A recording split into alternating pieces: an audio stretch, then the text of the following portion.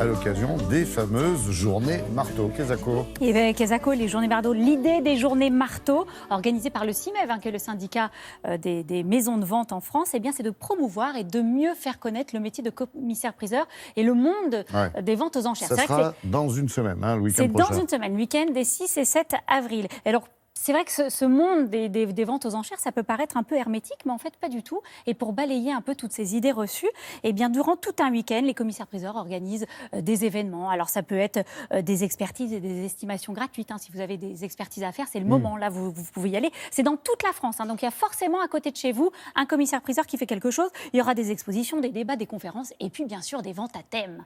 Et nous, parmi les ventes à thème qui se font pendant les... Ventes à thème. Les ventes un nouveau mot qui a été inventé, proposé par Mélanie. Du côté de Nantes, qui est organisée par la célèbre maison de vente Rouillac et qui est consacrée à la faïence de Gien. Il y a plus de 1000 pièces dans cette vente. Ce sont des pièces très très jolies parce que Jean-Marie Jacquet, le collectionneur, a vraiment pris le soin de sélectionner les pièces les plus originales, des pièces uniques. Il y a vraiment des pièces uniques et des pièces signées par les artistes les plus talentueux de la faïencerie. Regardez, nous avons rencontré ce collectionneur et aussi le commissaire-priseur Émeric Rouillac.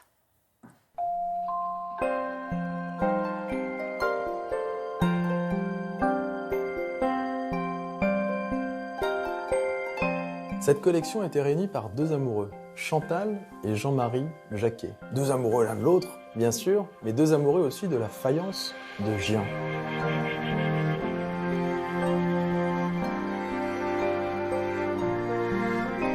Cette pièce, elle est exceptionnelle parce qu'elle a été créée pour l'exposition universelle de 1900. Et elle a attiré l'œil sûrement d'une famille qui a décidé de se la faire dédicacer pour l'offrir sûrement en cadeau de mariage à Georges et Germaine qui se sont mariés le 12 mars 1900. On retrouve tout le savoir-faire de poser ces feuilles d'or sur l'ensemble du décor de cette pièce et on a même assorti les jaunes à cet or. Et c'est là où on voit effectivement toute la complexité de cette pièce, tant par la taille que par la forme.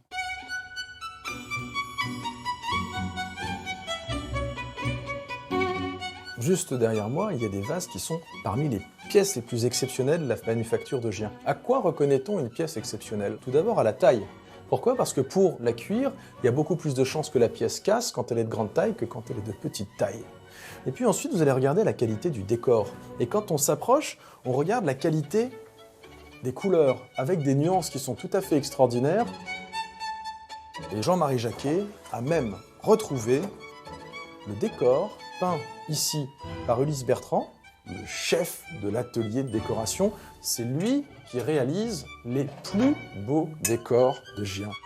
Et si chez vous, vous avez une pièce de grande dimension, extrêmement bien peinte, retournez-la. Et en la retournant, vous aurez peut-être le plaisir de découvrir la signature mythique U. Bertrand. Nous avons une marque holographe qui est peinte à la main. Gien, c'est ce qu'il y a de mieux, c'est ce qu'il y a de plus exceptionnel, c'est ce qu'il y a de plus cher. Dans les années 1880, les impressionnistes révolutionnent la peinture. Claude Monet, Degas, Renoir et Gien, qui est toujours à la pointe de la modernité, réinterprète ces décors impressionnistes. Ici, par exemple, une jardinière datée 1879.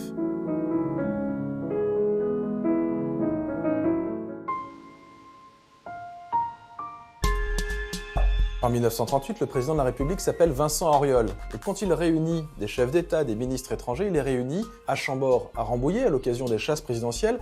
Et là, le président de la République commande à Jean Berthold, qui est le directeur de la manufacture de Gien, un service illustrant la chasse à laquelle se sont adonnés les fusils de la République.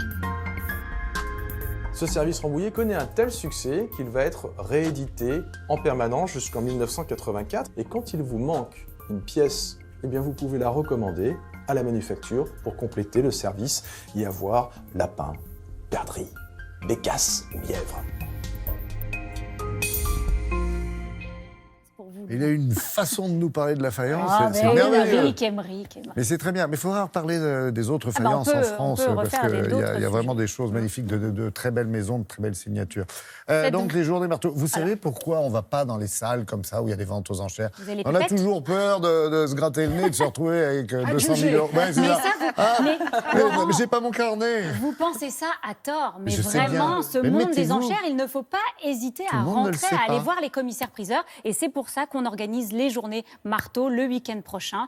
Et puis la vente, parlera bien à sûr, de la Jean-Baptiste. faïence de Gien, eh bien c'est pareil, c'est le week-end prochain à Saint-Herblain, juste à côté de Nantes. Et c'est Émeric et Philippe Rouillac qui seront au marteau. Saint-Herblain, journée marteau du 5 au 7 avril. J'adore l'intitulé, journée marteau. Merci Mélanie.